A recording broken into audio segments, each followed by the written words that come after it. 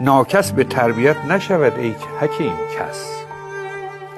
ناکس یعنی کسی که سرشتش بده، هرچی هم تربیت کنی کس نمیشه.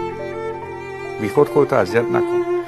باران که در لطافت طبعش خلاف نیست، در باغ لاله روید و در شوره بوم خس. بارون که ذاتش یکیه، خیلی لطیفه، اما تو باغ بباره لاله به وجود میاد، توی کویر بباره خس و خار به وجود میاد. زمین شوره سنبل بر نیارد، در او تخم و عمل ضایع مگردان. شوره‌زار رو هر کار بکنی گل در نمیاد.